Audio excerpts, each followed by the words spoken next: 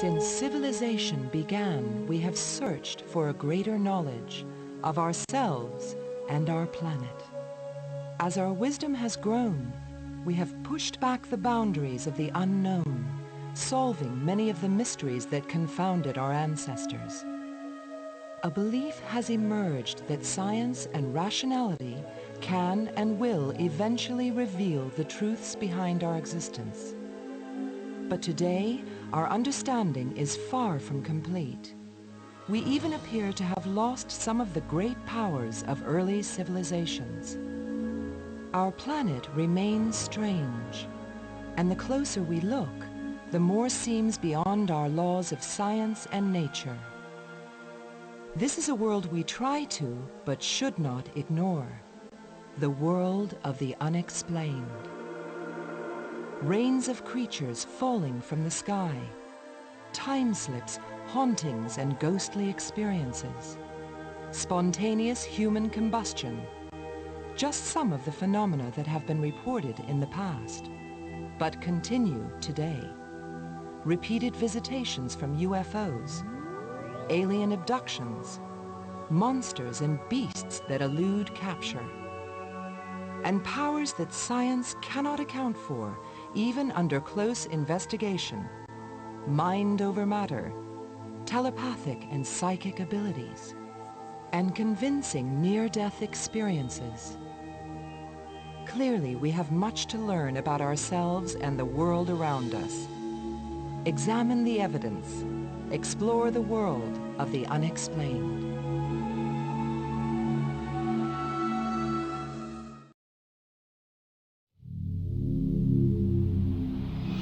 In July 1967, 3 police officers watched a circular UFO with an orange glow around it perform extraordinary maneuvers over the New Forest in southern England. On December 21, 1978, Captains Vern Powell and John Randall were flying from Blenheim to Christchurch in New Zealand when they witnessed several radar and visual sightings of unidentified lights in the sky. Several days later, a film crew sent up to investigate actually filmed 12 seconds of footage of similar unexplained lights, which also registered on ground radar. These reports could hardly be made up. But where do UFOs come from? Other planets and other solar systems? From inside the Earth? From the future? Or from the deepest recesses of our minds? There are almost as many different views as there are descriptions of aliens and their craft. One of the world's leading experts on aerodynamics, Dr. Maurice Biot, believes the least improbable explanation is that these things are artificial and controlled. My opinion for some time has been that they have an extraterrestrial origin.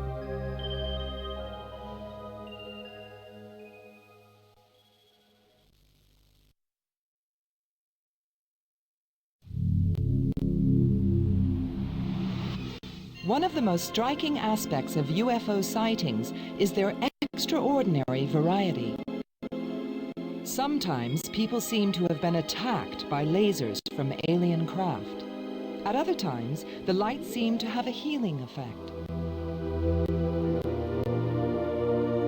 Sometimes witnesses are politely waved to by the occupants of flying saucers. Others are chased and besieged in their homes. Some people are told that they have been chosen to save the world from destruction. Others are captured and subjected to mysterious examinations. And reported craft come in a bewildering variety of forms, disc-like, triangular or spherical, huge or tiny, cigar-shaped, with wings or without. The aliens themselves? They may be beautiful or hideous, giants or dwarf-like, able to communicate using language, others seemingly unable to communicate at all. The most common type is known as the gray, around 3 feet tall with an oversized head and large eyes with no visible pupil. Greys are humanoid, but can also resemble reptiles and insects.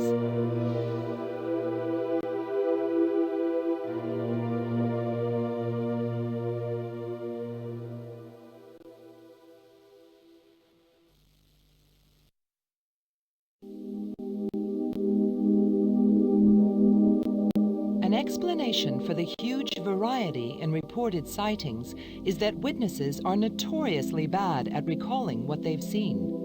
In one test on live TV, a researcher showed members of the audience a faked picture of a flying saucer for 15 seconds, then asked them to draw it. Of the 60 resulting drawings, barely 2 matched. Other experiments have indicated how open to suggestion people can be, especially under hypnosis. It is also significant that descriptions of UFOs go in and out of fashion, and that images used in films seem to be later recalled by witnesses as if they were factual. But if UFOs can be explained as just figments of the imagination, and there are many other scientific explanations, it is of little help to those who are convinced they have actually seen them. Mike Sachs spoke for thousands, perhaps millions of other witnesses after his sighting in May 1979. Yeah, if only I could make you believe what I saw. It was there. I know it. UFOs are real, solid physical craft. It's just terrible knowing this and being unable to prove it.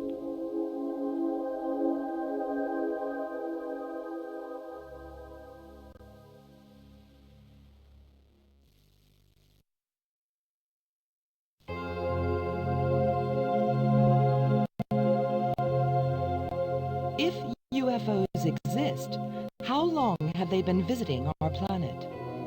Some experts believe that the origins of the human race itself can be traced back to visitors from the stars. Ancient cave paintings, stories from the Bible, and epic Indian poetry seem to suggest that UFOs are not a new phenomenon. If this is so, the occupants of these craft don't appear to have learned very much over the intervening centuries. Why are they still doing the same things today that they apparently did thousands of years ago, appearing to individuals, giving messages and performing strange experiments on human beings? One exciting suggestion is that UFOs do not in fact come from other planets, but from our own future. If UFOs can travel through time, they may be sampling different time zones for study. Their appearances on Earth could be thousands of years apart to us, but in their time, the missions might be separated by only a few days.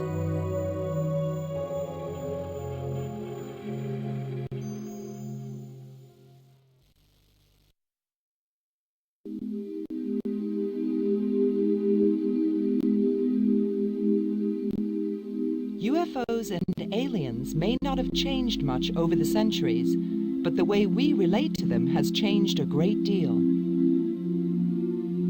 Before the invention of the first airplanes, people described UFOs as flying boats or balls of fire. The great airship flap of the 1890s in the USA came at a time when the public were just becoming aware of the first man-made airships. In Europe in the 1930s, a spate of ghost rockets was reported. And during World War II, strange lights seen around aircraft were given the name Foo Fighters. Do UFOs actually change according to our current understanding? Maybe this variety is another pointer to the inaccuracy of witnesses' perceptions and reports. In any event, it might be thought that of all people, astronomers would be the most likely to come up with a rational explanation for UFOs in terms of what we already know about space. In 1957, however, Dr. Frank Halstead of Darling Observatory, Minnesota, made a remarkable statement. Many professional astronomers are convinced that saucers are interplanetary machines.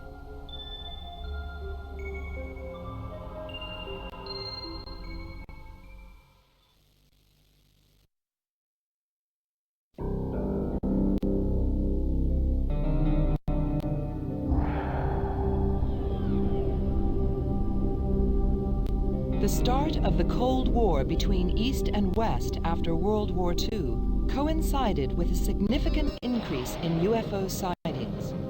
The idea of being invaded by aliens was seen by some as a thrilling possibility, but by most as a nightmare. For science fiction writers and filmmakers, space aliens provided a great storyline.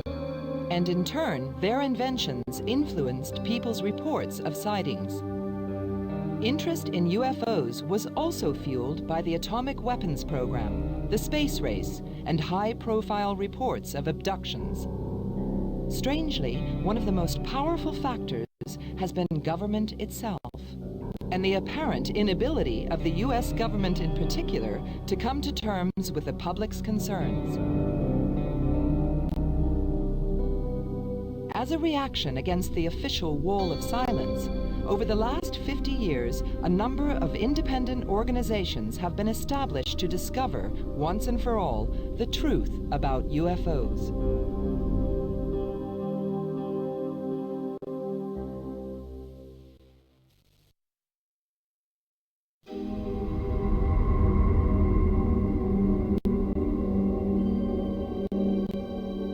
Thousands of people throughout the world have seen things they didn't understand in the sky and have felt compelled to share their story.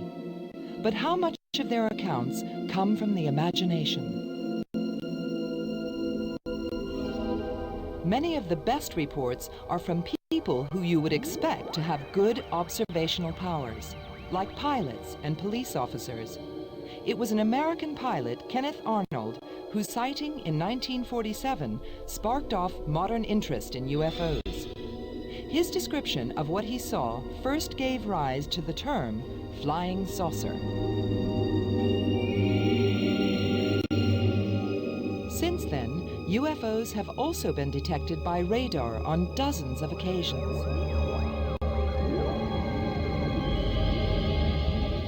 In the late 80s, the Belgian Air Force investigated many radar and visual reports, often launching jets to try and actively intercept any alien craft. The pilots related some extraordinary sightings, including over 700 reports of a triangular object that some believed may have actually been a new secret aircraft.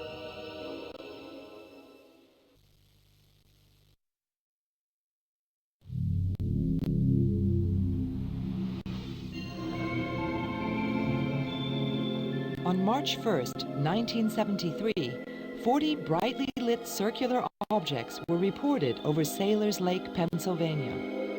A group of a dozen people watched the objects for 2 hours. This was the beginning of a sensational period of UFO history, involving many dramatic sightings of what are known as clusters, group sightings of UFOs.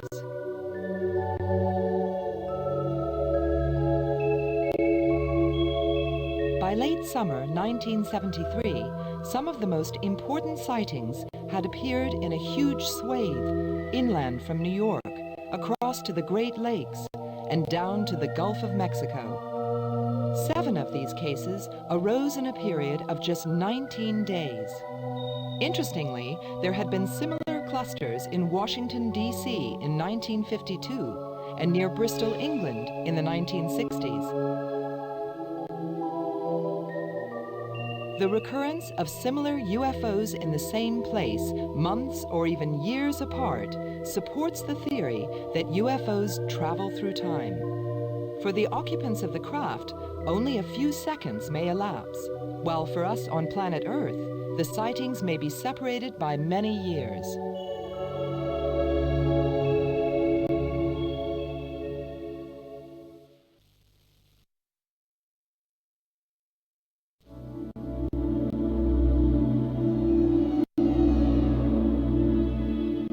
The photographs taken by Ed Walters at Gulf Breeze, Florida, are some of the most remarkable in the whole field of UFO investigation. They supposedly show objects he had sighted many times.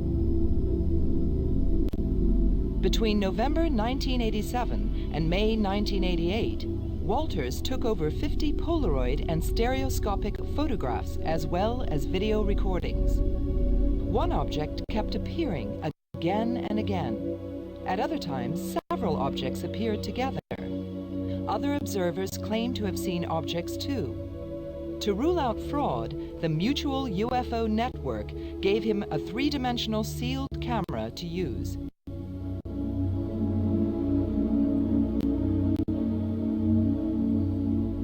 Photographs of UFOs ought to provide strong evidence of their existence, but the authenticity of most pictures is doubted at some time. And it's not only photographers who can play tricks. Sometimes our own eyes can deceive us. Advanced techniques are now used not just to investigate UFOs, but also to understand why we may imagine we've seen them.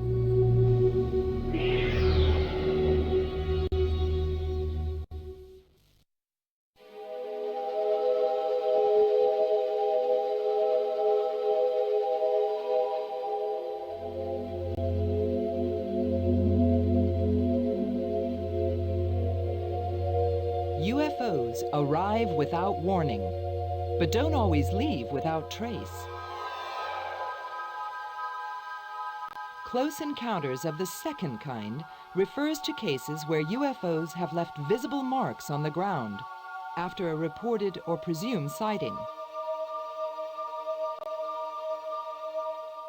On November 9, 1979, a Scottish forester named Robert Taylor came face to face with a dome-shaped object hovering silently just above the ground. Two spiky objects grabbed his legs, and he lost consciousness. When he recovered, the object had vanished, leaving two parallel tracks about 9 feet long, studded with holes. The most crucial evidence must be actual wreckages of UFOs that have crashed. The most famous report being the incident said to have occurred at Roswell, New Mexico in 1947. Despite the many rumors that such wreckages have been retrieved, none are yet proven beyond doubt.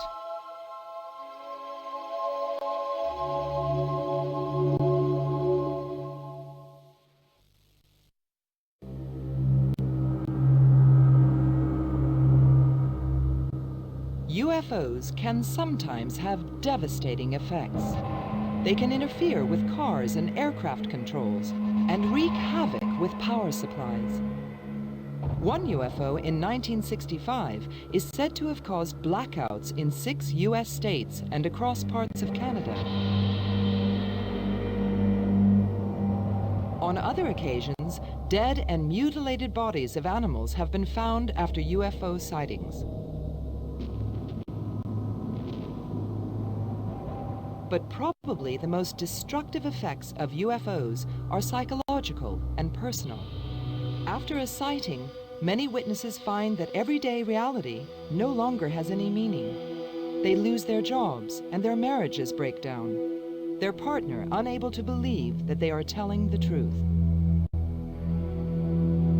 Some UFO witnesses become celebrities, hyped by the media, while others become publicly ridiculed. There is even a story of a police chief in Alabama who had his house burnt down by neighbors unable to cope with his report and photograph of an alien encounter.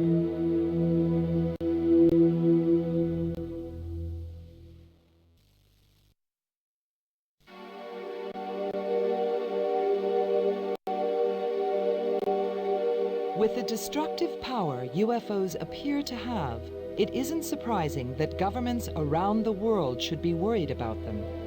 In the words of Air Commodore J. Salatin of Indonesia, "The study of UFOs is a necessity for the sake of world security. In the event, we have to prepare for the worst in the space age, irrespective of whether we become the Columbus or the Indians." Government officials in France, Spain, and Brazil have encouraged more openness about UFOs than in the United States. In the US, Gerald Ford and Jimmy Carter gave support to advocates of UFO research before they reached the White House. Yet the history of the US government and UFOs seems to have been characterized by cover-ups and evasion. Do UFOs really deserve to be investigated seriously? Many reported sightings probably have mundane explanations, but there are still thousands of cases that cannot be dismissed so easily. Unfortunately, some people who claim to have strong evidence, such as film of the wreckage of the UFO near Roswell, New Mexico, weaken their case by refusing to release it for detailed scientific analysis.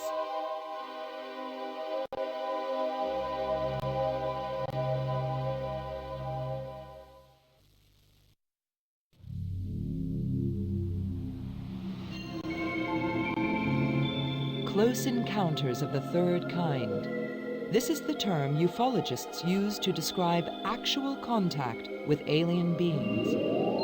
Over the years, there have been literally thousands of reports of such encounters, each one unique and seemingly unconnected. The first man to claim direct contact with aliens was George Adamski in the California desert in 1952. He related how the handsome alien he met took him on a magical tour of the solar system and introduced him to inhabitants of Mars, Saturn, and Jupiter. Such a glamorous and exciting story inspired many of the UFO cults which arose over the next decade. Their members often believed that they were specially chosen to lead the human race, or at least had been selected to channel important messages from our cosmic masters. Yet most aliens, it seems, do not come to Earth to deliver messages. More often their missions are a mystery, as in the case of the two humanoid beings who asked a farmer in New Mexico for a bag of fertilizer, then vanished when he went to fetch it.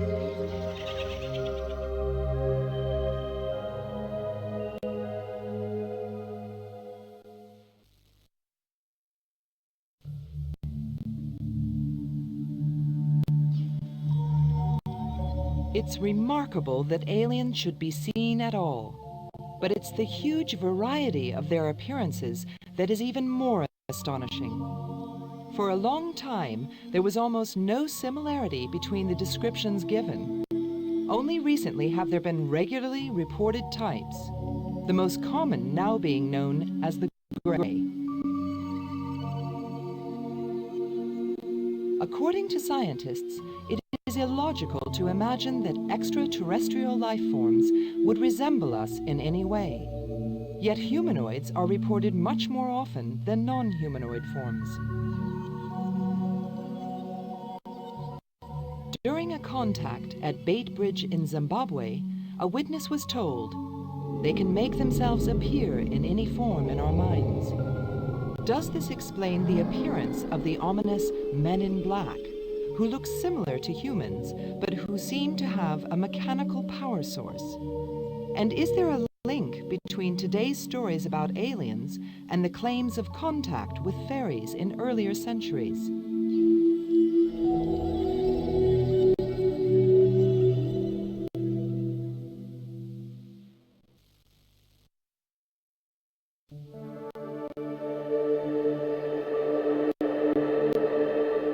It is through the eyes of witnesses that we perceive UFOs and aliens. To understand the claims, we must understand the claimants themselves. Should we believe repeater witnesses, people who claim to have had successive encounters? What about people who claim that they are themselves aliens? And do children make less or more reliable witnesses than adults? Few encounters with aliens are as magical as the experience originally described by George Adamski. Often they have unpleasant effects on the bodies and minds of the witnesses, who can later exhibit strange neuroses and compulsions. It is not really surprising that an encounter with aliens should produce drastic changes in people, but researchers should consider carefully the opposing possibility, that changes in people have brought on the encounter.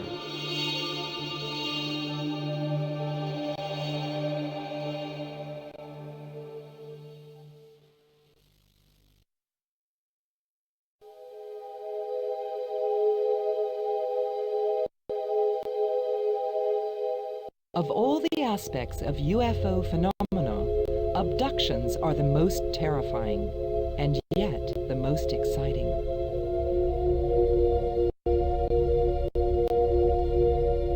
Betty and Barney Hill, a couple from New Hampshire, were the first to report the classic type of abduction.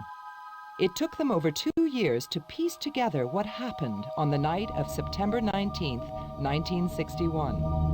Over 30 years later, investigators and psychologists are still arguing about it. Did the hypnosis that they underwent bring out real memories, or was it personal fear translated into fiction?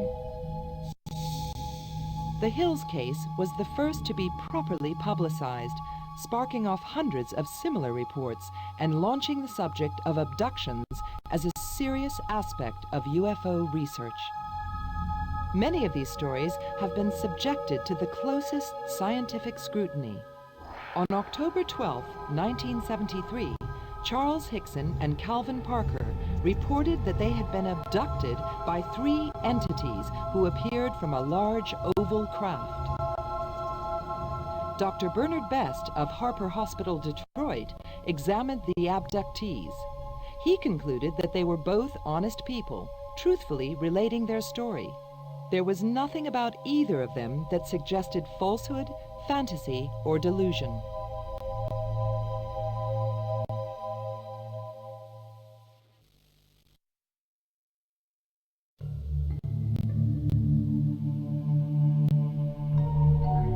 Most abductees do not use their story to draw attention to themselves.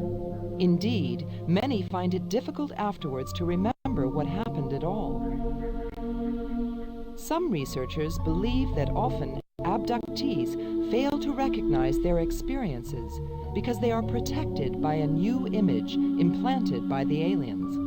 The deeper truth emerges only when abductees notice that they have inexplicable wounds on their body or realize that a substantial period of time cannot be accounted for.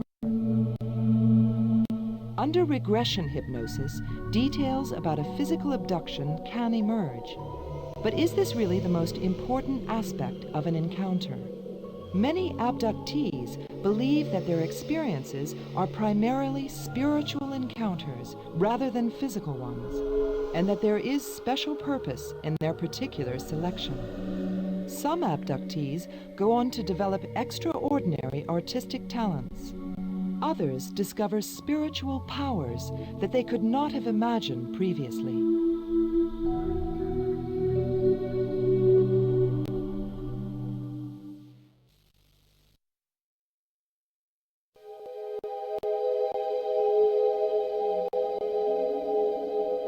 Many abduction accounts are surprisingly similar. 2 common scenarios are the lonely road at night and the bedroom visitation. These are presumably the times and places that people are most vulnerable and most easily abducted.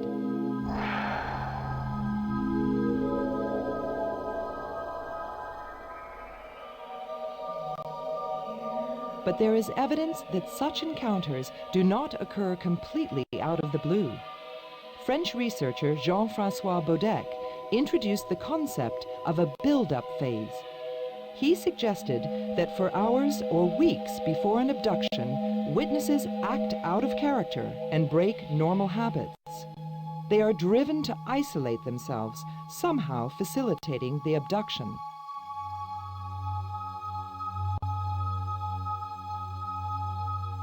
This all leaves one crucial question. What do aliens want? The leading theory is that they are studying human genetics. The human race may be a biological experiment which the aliens are monitoring and updating.